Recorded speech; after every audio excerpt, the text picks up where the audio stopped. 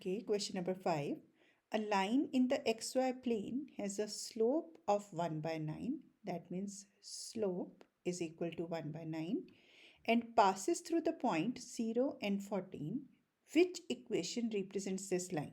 So if we see the given situation, like formula used is going to be y minus y1 is equal to m x minus x1. So always, x and y are the variables, and whenever you give any subscript to it like x1, y1, x2, y2, xi, yi, these are some constants. So in this equation, x1 and y1, these are two constant.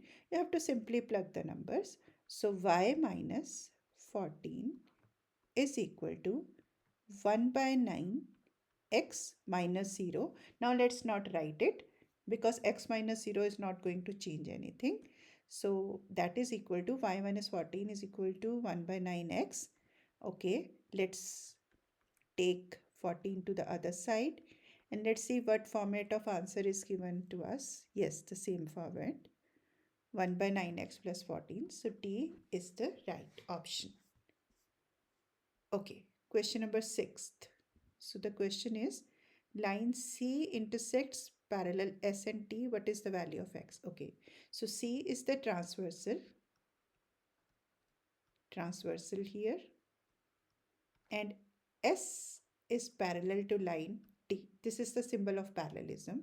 We have to find the value of X. Now, if two lines are parallel, we have all these properties. Like first property is of corresponding angles, right? So if you see corresponding angles, this angle and this angle, these are corresponding angles. Another one is alternate angles. So alternate again has two, interior alternate and exterior alternate. And because this is present, above the parallel line, x is above the parallel line, not present, x is above the parallel line. So on the other side of the transversal, this will be x. This will also be x. And third one is co-interiors. So co-interiors are supplementary. Like their sum is, okay, let's play with colors, co-interiors. So co-interior means this and this. These angles, let's say this is y, these are 180 degree.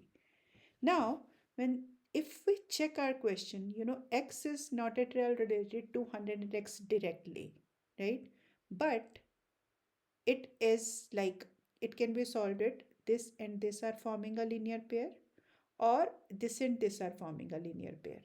Okay, this and this are forming a linear pair, or this and this are forming a linear pair. So we have to take a little bit indirect steps because these three options are not direct in this question. Okay, let's wrap this all this work here. So we can say 110 plus x, which is here, which will give you a corresponding angle thing. This is equal to 180 degree with 110 because they are forming a linear pair. Again, that has to be equal to 70 degrees. We are subtracting it directly, right? So that means if this x is 70 degrees, this x is also 70 degrees because these are corresponding angles and these are equal, right? Okay, perfect.